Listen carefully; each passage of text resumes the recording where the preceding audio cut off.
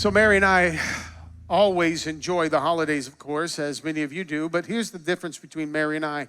She enjoys putting up the Christmas tree. I enjoy seeing it come down. Not because I don't like Christmas. I love Christmas. It's just that with the Christmas tree and all the decor that goes into Mary's decorating, it becomes kind of cluttered around the house. She doesn't call it cluttered. She calls it beautiful and just decorating. To me, it's just cluttered. And so this particular year, when it came time to pull down the Christmas tree, I started to give all the commands that I thought would be needed to get this job done right. So I started to explain to her and the girls that the best way to do this is bring the big storage container in, and we start in one room at a time. And after we finish the one room, put the top on it, we put a note on it where that is and what it is, and then we take that out to the garage, go get another one of those containers. Then we move from the living room into the kitchen. From the kitchen, we put that all in there and we put it away, go get another container, bring it out. Then we'll move into the family room, the dining room, and the bedrooms, and so on, upstairs, downstairs, little by little, one room, and so on, all laid out so that next year we know exactly where everything is. Well, some of you are shaking your heads in agreement because you connect with me. You connect how important order is. Others of you are smirking because you're like, nah, that won't work in my house, which is exactly what they said. So they told me I don't have to worry about putting any of the decorations away. They have it all handled, which to me was a slam dunk. Yes, I'm going to go ahead and go out to the garage and work on the mess that all this stuff needs to be packed into. Well, part of our cleaning up this year was like, we've got some work to do, so let's clean up, get the house all ready, and do some extra deep cleaning. It's like we used to do when we had the kids and they were younger. And you know what happens when you start moving furniture, right? You start to find things that have been missing for years. I mean, you pick up that couch and you look down. I don't know about you, but I find dust bunnies all over the house under the couch. Dust bunnies is just a bunch of dust that's got caught up in somebody's hair and this, that, and the other, and it just finds its way there. So you're like, wow, there's a dust bunny, and we get the vacuum cleaner and clean it up. But we've also been able to find some hair ties. We don't have to go to CVS. We just need to move the couch, and there's plenty of hair ties for the girls to be able to put their hair in their ponytails. Then we find food. When we were younger, it was fishes, because Chris always liked goldfish, and we would find them under the couch because he'd sit there and watch his TV, and he'd spill those little goldfish, and we'd find them 6 months later. Or, of course, stains. Stains of something somebody was drinking, and then when they spilled it, they never really got down to clean it up. You know what I'm talking about? When you start to clean things up and move things around to get organized, you can find yourself dealing with a lot of junk and mess.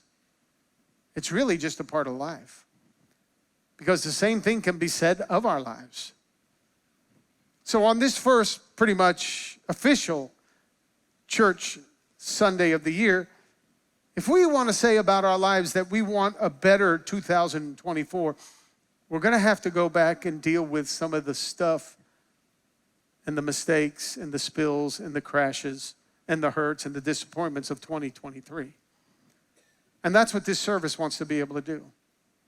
Whatever it is that is keeping you from your best in 2024, let's deal with it today so that we don't have to carry it into tomorrow. Now, I know it's messy, but it's worth the work. For as C.S. Lewis once said, there are far better things ahead than anything that we leave behind. So let's go forward. That's what the woman at the well had to do. When she had this encounter with Jesus, he was trying to get her to see that there was a lot better future heading before her. But she was going to have to deal with some things in her life. So let's dissect this a little, because the truth of the matter, this lady is the real J-Lo of biblical times. She's not married one time. She's not married 2 times. she didn't stop at 3 like J-Lo has done up to this point. No, this woman has gone to 4 and even 5. And the guy she's with presently as she's having this encounter with Jesus isn't even her husband. So she's working on number 6. But let's see how Jesus deals with this. Because we can find ourselves in this woman. First thing that stands out, and she even accentuates it, is that she's a Samaritan, which in that day is seen as a lower class citizen. But notice that doesn't keep Jesus from engaging her. Now she points out the obvious. She says in verse 9 that why are we even having a dialogue? Why are you talking to me? I'm a Samaritan. And then the scripture says in parentheses, the Jews and the Samaritans did not have any kind of relationship or connection whatsoever. If you know your Bible, there's another time when a Samaritan came to Jesus asking for him to do something for her.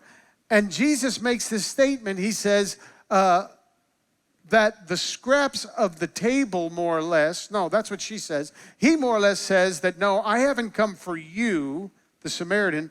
I've come for the lost sheep of Israel, to which the woman ends up saying to him, well, at least the dogs get the scraps from the table. So they considered themselves second-class citizens. And yet Jesus is here speaking to her, ministering to her, reaching out to her. Matter of fact, it was so important that he stopped to see her that the Bible says that he had to go through Sychar in order to get to Samaria, because evidently he knew there was this person that may not have been the highest, middle, but maybe the lowest class of citizen. She needed to have an encounter with him, which speaks so well to how he looks at us, because Jesus is not impressed with our class. Highest to the lowest. He's not impressed by that. And it surely doesn't keep him from being able to engage us. Now, you may have a stereotype going on about religion, that maybe religion is put there, and even about Jesus and about God, that God is so busy with the world that he doesn't have time to look at you. That God has more important things to take care of, like feeding those who are hungry or clothing those that are naked. And why would he pay attention to you? No, erase those stereotypes, because that's exactly what Jesus is trying to show us. He's not moved by our class. So whether we're the highest, the middle, or the lowest class, Jesus will accept us all just the same. Something else stands out in this story, and it tells us specifically that she was alone at the well in the middle of the day. Did you notice that it said she was there about noontime? Now, here's why that's interesting. Because most women, since they were the ones carrying the water, they would do it in the coolest time of the day, which would be first thing in the morning. For those of you who like to get out and jog, you do it in the morning because it's not as hot as the midday. Or you do it in the evening because it's not as hot as the midday. So the women of that day would go, and in the morning they would go get the water, or they'd do it in the evening. No one went in the middle of the day, but yet that's the time she went to do it. Not because she had enjoyed the heat, but because she was ashamed of herself.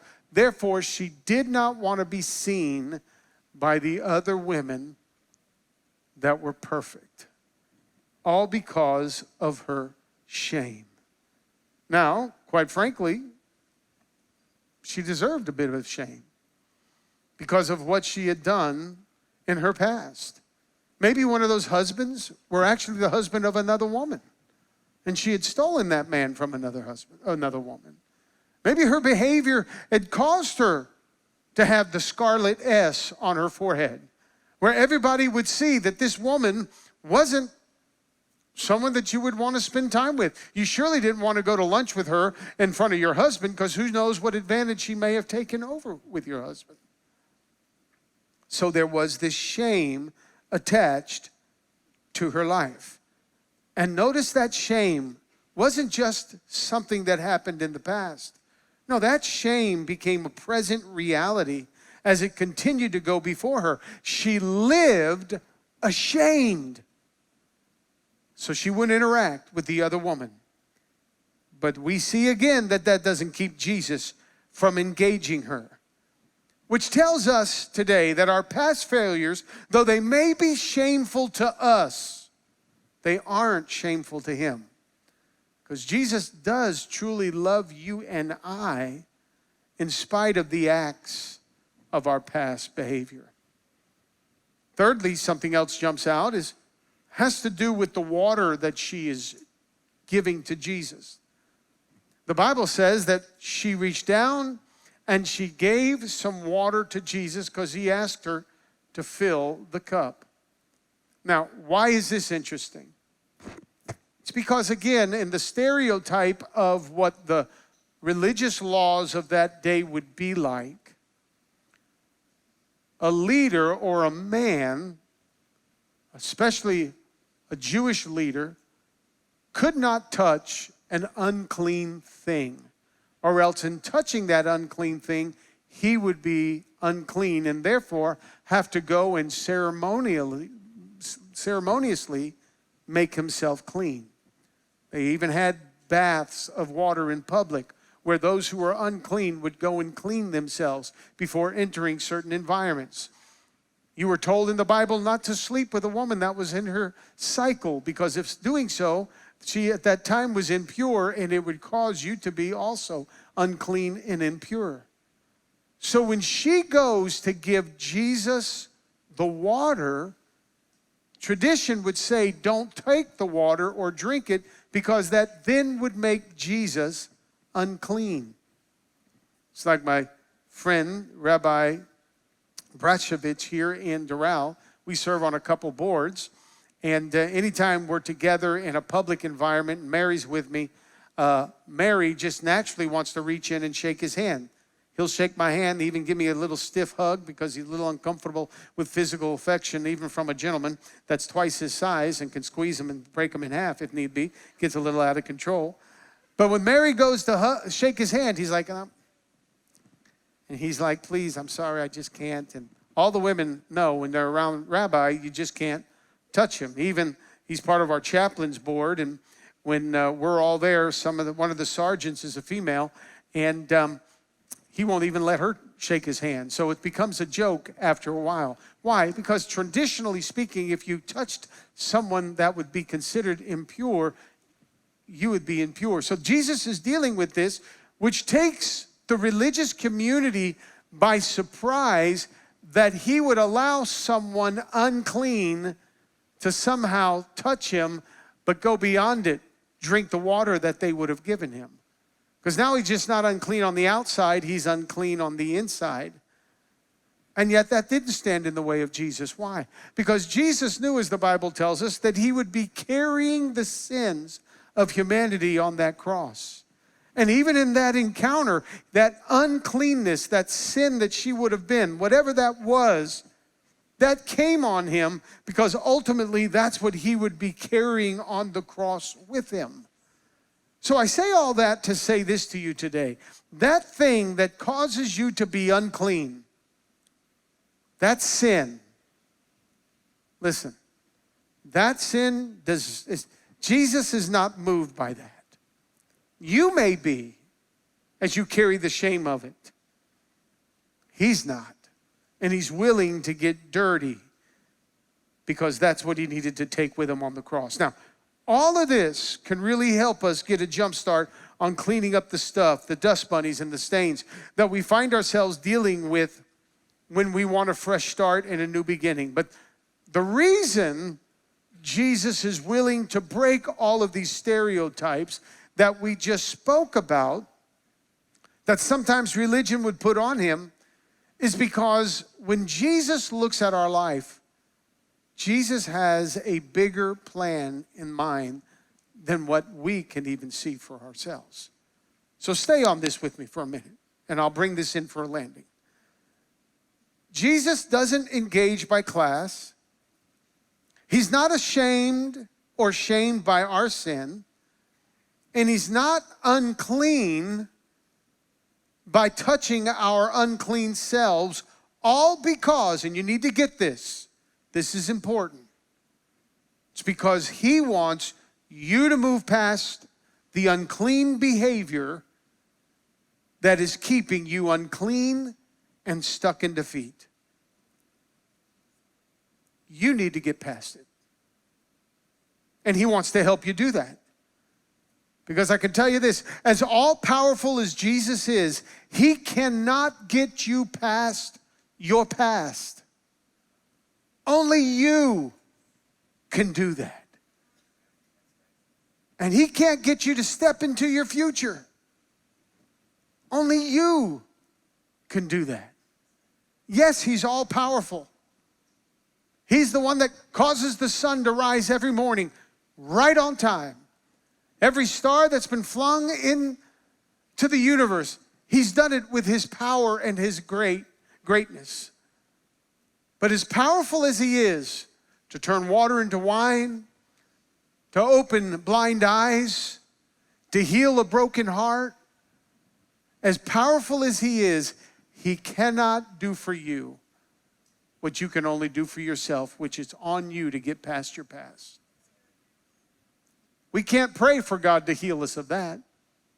That's why we take communion on a regular basis, because we're reminded of what happened on the cross. And if he did what he did on the cross for you and I, we can do this for ourselves. So there's good news for you today. You can get past your past, and you can walk into the future and expect good things from God. And how does he do that? Well, there's a number of ways in this story that we really don't have time to look at. I'd really like to just look at one that I think starts this journey. And the rest we can come back in through the year. But it has to do with this. This jumps out at me because of the vision that the Lord's giving us this year as a church. Here's what he does. When Jesus begins to speak to her, he doesn't necessarily speak to her just about yesterday, but he begins to paint a picture for her of her tomorrow. What I'm saying is, he paints a picture of a vision for her of what is to come. So you remember in verse 23, he says it this way: there's a time coming, and now it has come in the Spirit, when the true worshipers will worship the Father in spirit and in truth. He begins to paint a picture of her future.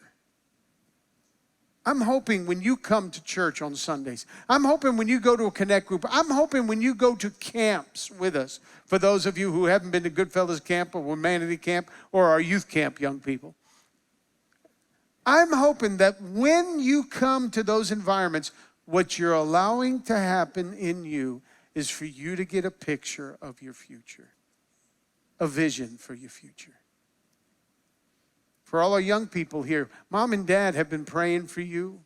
Mom and dad is believing for you. And what's going to make such a huge difference in your future is the young man or the young woman that you find yourself connecting with. I would encourage you to do something this year. I would encourage you to go out and write out a description of the young man or young woman that you want one day to marry. Because any guy or girl that comes along that doesn't fit that description, shake their hand, tell them it's been a nice experience, but move on, because you're making room for the right one to come along. There's power in vision. What does your future look like? What do you want your future to look like? Personally speaking, I like hanging around people that are always talking to me about the future and where we're going together. My buddies here from Colorado Springs, Tito and I grew up at about 7, 8, 10 years of our lives were together. It was when I think I was in about 9th grade, 8th grade or 9th grade, and it went all the way up to my, pretty much through college. And then he moved into his direction of life. I moved into my direction of life. He's here for a couple days. And when we get together, though we remember those early days, I'll tell you what, I don't want to be taken back to those days. How many are thankful that you're not 19 or 20 and being judged by your behavior when you were that young? Only 5 of you? How many of you are thankful? Come on. Connor, you too? Mr. Perfect? And Michael? No way. You two guys? No way. That's the problem when you're raised in church, by the way. The pastor knows everything about your life and every mistake. And you don't ever want to go to lunch with the pastor because he'll probably joke about your past. No.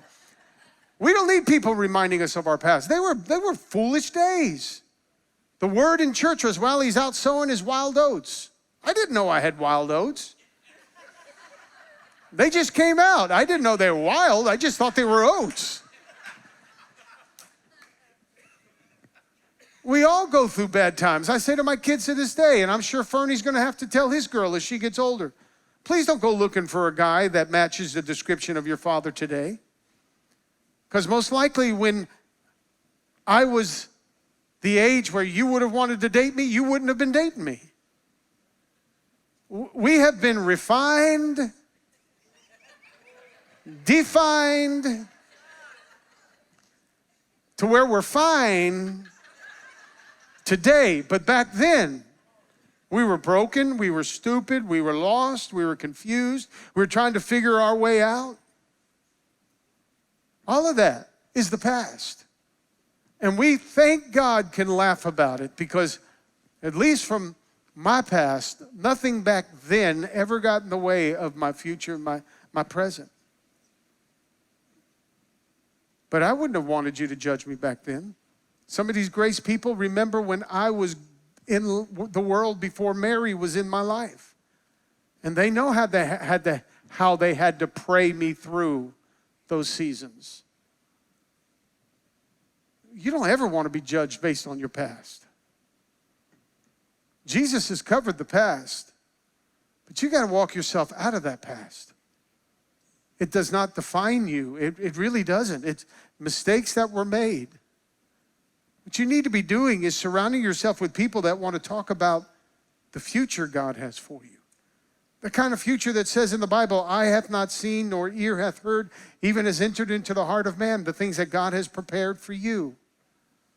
Oh, but she doesn't deserve it. She was an idiot. Yeah, she had a bad attitude. We all had a bad attitude when we were 16, 17, 18, and 19. We all had to learn. That's what teachers were for, good teachers that taught us the ABCs and not the other things. That's what coaches were for. Sports were great. That's what strong fathers were for. All taught us that, you got to make adjustments, and we did. And thankfully, we've been able to build a beautiful life moving forward because we kept those principles of God or righteousness, and we learned wisdom was helping us make better decisions and choices. We grew up. That's why if somebody comes around my life today and tries to say, hey man, I remember you back when, I'm like, okay, this has been a real short time. We got nothing in common anymore. Because I don't even know that guy. I'm 63 years old. Holy moly, 40 years ago. You're going to judge me on 40 years ago? Not with at least me giving you a smack or two or trying to figure out what's going on. Why are you judging me? No, I'm trying to be light on something that is not light because people are dealing with every day. Jesus wants to get us past that stuff that messed us up. And I would say, in the name of Jesus, try to do this. Everything that your life has been up to 2023, on December the 31st, when the clock struck midnight, and 2024 came on the scene. You notice that clock did not slow down 1 second for you or I to catch up to it. It just keeps moving on. Here's the point. Whatever that was, if it didn't bless you, it didn't contribute, make a deposit in your life, whatever that stuff was, let's say from here on, it's done. And let's start asking God what my future is going to look like. Because this is going to be the year of vision for you and me. What do you want your life to look like this time next year? Now, I've never been a 5-year guy, but let me ask you this. What would you like it to look like 5 years from now? And you can look at that with your finances. You can look at that with your career.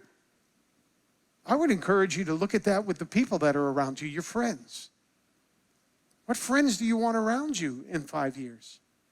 Because most likely those influences are going to affect how far you go in life. There may be some people you just need to bring an eraser to that 5-year plan of yours and just erase their name out of. Remember, the Lord will use good people to bless you. The enemy will use bad people to curse you. And it's up to you and I to know the difference. Positive influences, negative influences. Right voices, right choices. Wrong voices, wrong choices. It all has to do with people that are in your world and in your life. Here's what Jesus is saying. I want to talk to you about your future. I want to talk about the vision that you need to have for your life. As I start to bring this thing in, I'm going to ask you to do a little exercise with me. So just go there with me in your mind for a minute. I want you to look at taking you out of your present surroundings, where here in America we enjoy all these freedoms and all this blessing of life. I want you to go somewhere with me that's a little darker. For instance, imagine you're in a group of people that have been in captivity for a period of time, maybe a generation of captivity. It was a people in Jeremiah's day that were in 70 years of captivity under a wicked king. And imagine you being in it. And maybe you're in your 50s now, but all you have known in this period of time has been captivity and bondage. And now as you get older in your life, you're starting to feel old. You're starting to get tired. You may be young, but because all you see is captivity around you, you have no hope for a better day. At this particular point, because you've been in this captivity, you have nothing that you could actually put your name to that is yours. Physically, you're weak. And you're void of any spiritual nourishment because of your capture. Your captives have taken all the Bibles and they've taken them away and they've burned them. And now it's just you and your family. Nothing to spiritually keep you alive and growing. It's dark. It's desperate. And all there is despair, no hope for a better day. Put yourself there for a minute. But now imagine one day that you're told there's an influential prophet. He had a letter that he says is from God. And he sends this letter to the leader of your region. So you make your way to the gathering place where this letter would be read publicly and out loud.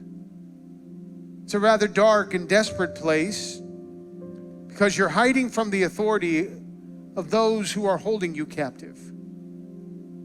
You're afraid, looking over your shoulder. You're quite insecure, but at the same time, you're feeling this sense of hope. As possibly the cry of your heart has finally been heard in the heavens.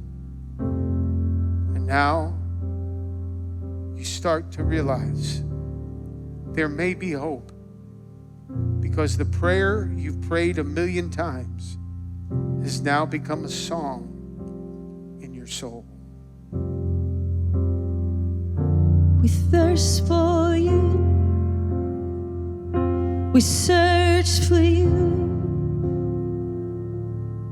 In a dry and barren land, we're longing for your hand to guide us to a place where you can cleanse us with your rain, baptize us once again, thirst for you. The prophet stands before the people and he begins to read out these words in that darkness, in that despair. He says, this is what the Lord Almighty, the God of Israel, says to all those I carried into exile from Jerusalem to Babylon. Build houses and settle down. Plant gardens and eat what they produce. Marry and have sons and daughters. Find wives for your sons and give your daughters in marriage, so that they too may have sons and daughters. Increase in numbers there, do not decrease. Also seek the peace and prosperity of the city to which I have carried you into exile. Pray to the Lord for it, because if it prospers, you too will prosper. Yes, this is what the Lord Almighty, the God of Israel, says. Do not let the prophets and diviners among you deceive you. Do not listen to the dreams you encourage them to have. They are prophesying lies to you in my name. I have not sent them, declares the Lord. This is what the Lord says. When 70 years are completed for Babylon, I will come to you and fulfill my good promise to bring you back to this place. For I know the plans I have for you, declares the Lord. Plans to prosper you and not to harm you. Plans to give you hope in a future. Then you will call on me and come and pray to me, and I will listen to you. You will seek me and find me when you seek me with all your heart. I will be found by you, declares the Lord, and will bring you back from captivity. I will gather you from all the nations and places where I have banished you, declares the Lord, and will bring you back to the place from which I carried you into exile. Imagine that feeling that you had of hopelessness and despair. Imagine the darkness of that moment, because for so long you had lost any hope of tomorrow.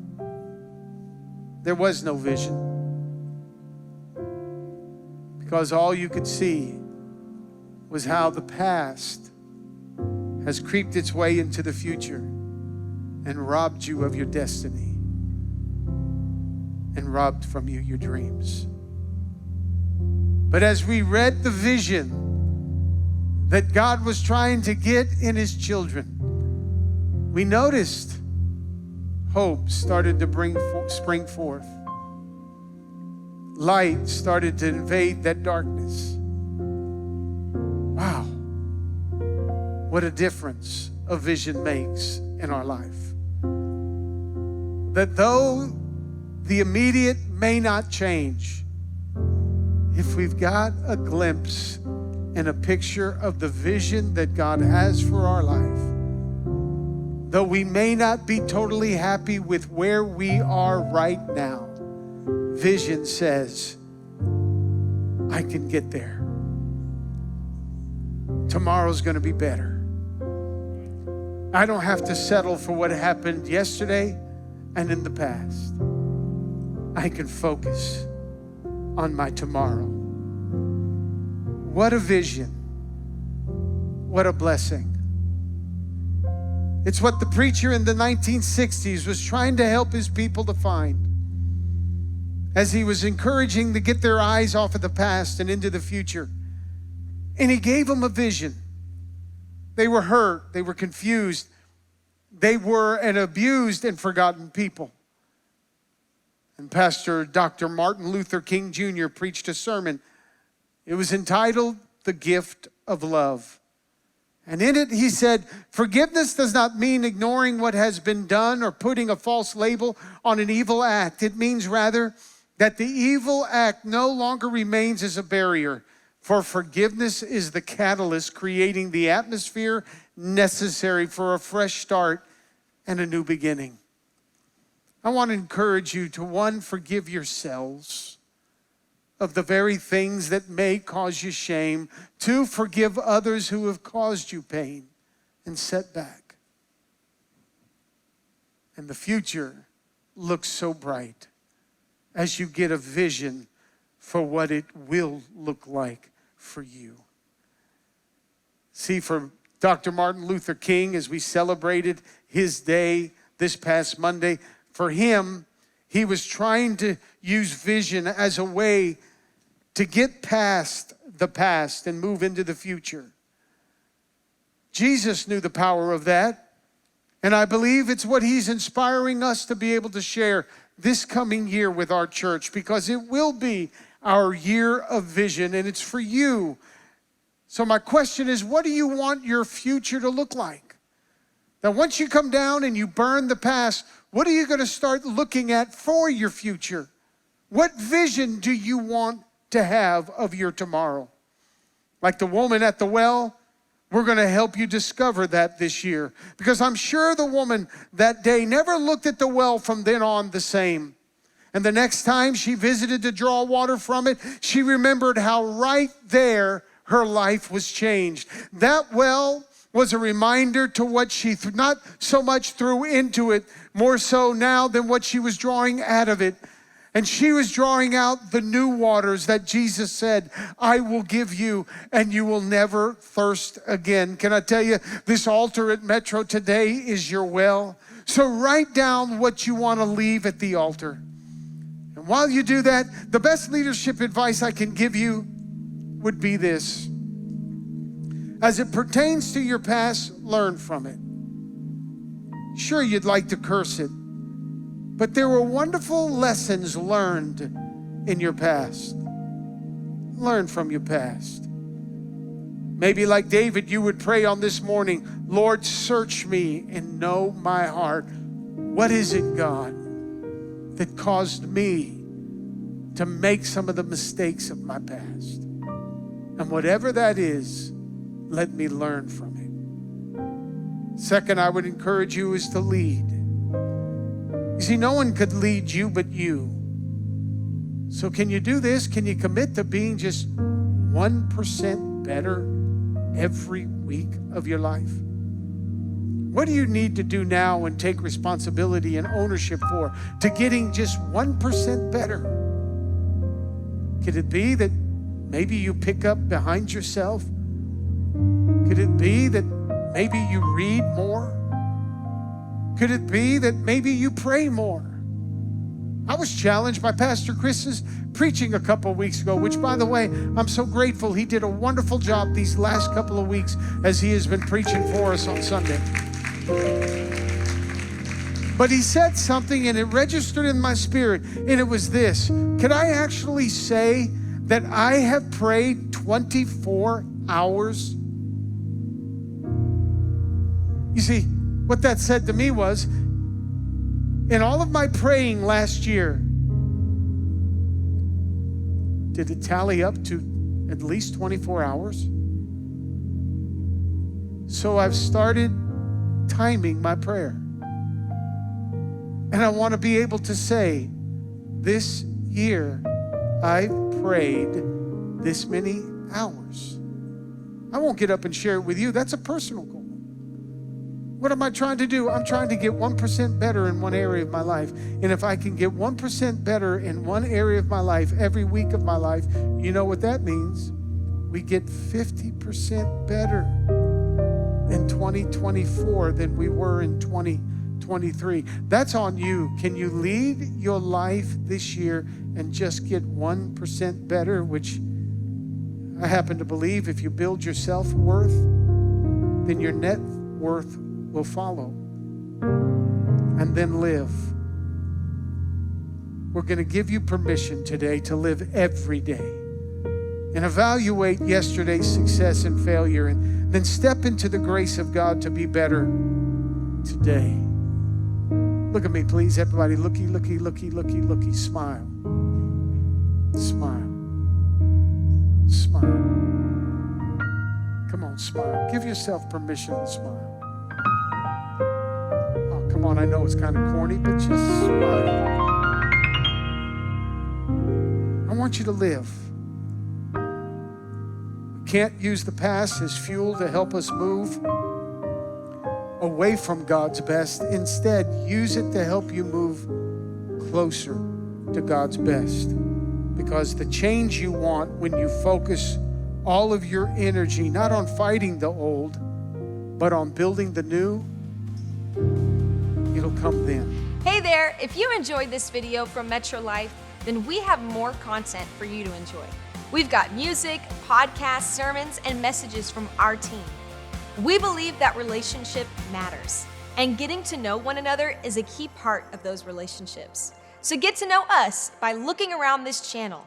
Like, comment, and subscribe, and we look forward to meeting you soon.